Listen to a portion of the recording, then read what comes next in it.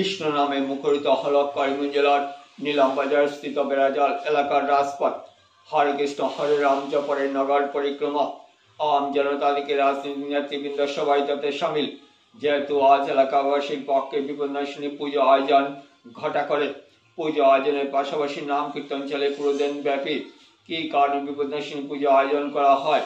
কেননা দিন কয়েক ধরে নীলামবাজার বেড়াজাল এলাকায় একের পর এক দুর্ঘটনা সংঘটিত হচ্ছে। ভয়াবহ দুর্ঘটনা সংঘটিত হওয়ায় 6 জন ব্যাগুড়ে প্রাণ হারান। ঘন ঘন দুর্ঘটনা হতে থাকায় আতঙ্কিত এলাকার জনগণ। তাই এলাকা যাতে বিপদমুক্ত হয় তার জন্য পুজো আয়োজন।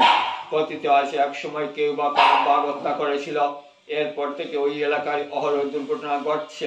তাই বিপন্ননাশিনী পুজো আয়োজন হয়, কেননা বিপন্ননাশিনী বাহন বাঘ।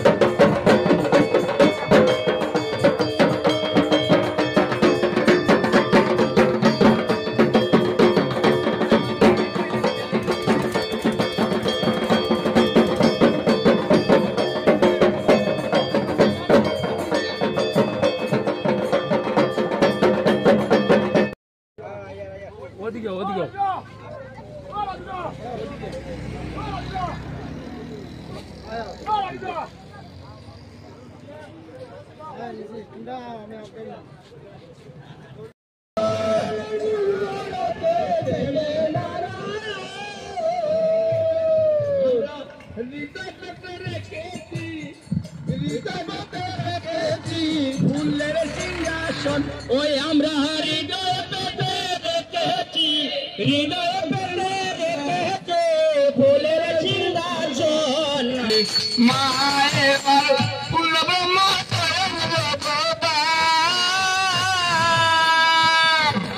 মা হলেন ফুল ব্রহ্ম স্বয়ং ভগবান।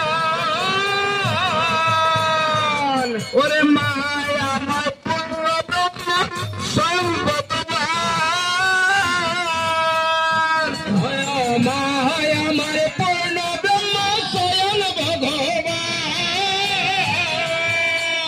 ও মায়ের নাম করে জপ করে, নাম করে জপ করে ভক্তগণ সঙ্গে নিয়ে নাচতেছে নিতাই। গৌরাঙ্গ দেখে কালো অঙ্গ সঙ্গে নিয়ে ভক্ত বৃন্দ নাচের গোচায়।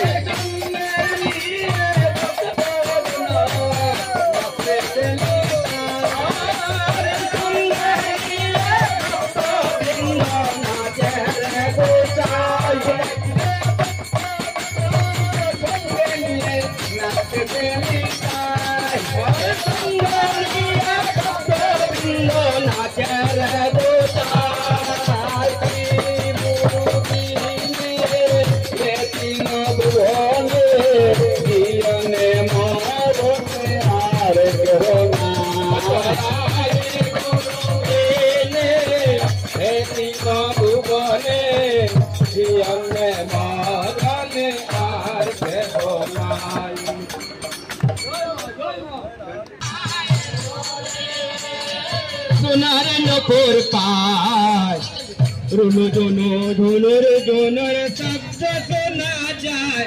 আমার মা এলো রে, আমার মা এলো রে। সোনার নকুর পাশ রুনু জনু ধুনুর জনুর শব্দ শোনা যায়। আমার মা এলো রে, ওই আমার মা এলো রে। সোনার নকুর পায় রূপ জুপুর জনুর শব্দ শোনা যায়। আমার মা এলো রে, ওরে মা